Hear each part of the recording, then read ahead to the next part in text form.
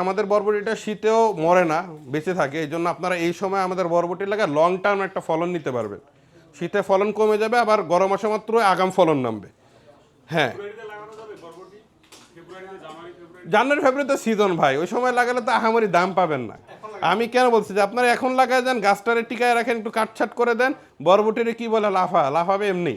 গরম পাইলে এমনি গাছ থেকে নতুন শাখা বের হবে এবং ফল হবে। এবং এইটার কিছু প্রুনিং টেকনিক আছে। প্রুনিং টেকনিকটা হইলো, আমরা যখন বরবটি গাছটা মোটামুটি 1 ফিট হয়, তখন আমরা 5 পাতার পরে মাথা কেটে দিই। এরপরে 4-5টা শাখা বের হয়। যদি জোড়া করে লাগাই তাহলে একটা করে শাখা বড় করি, আর যদি সিঙ্গেল করে লাগাই তাহলে 2টা করে শাখা উপরে তুলি। ঠিক আছে, উপরে তুলি এবং ওই গাছটা যখন উপরে মাচা পার হয়ে যায় তখন মাথা ভেঙে দিই।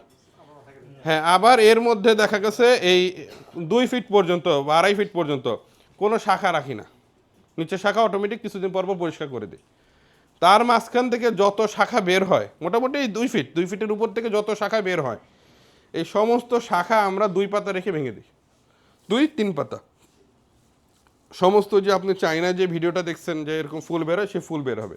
কিছু হরমোন আছে, কিছু আপনার সার আছে, যেগুলা যদি ছোট থাকতে থাকতে রেগুলার দেওয়া যায়, সেক্ষেত্রে ফুল ফল বেশি। আমরা যদি সেটা আনতে পারি আপনাদের হাতে, আমরা এটা ইনশাল্লাহ দ্রুতই তুলে দিব।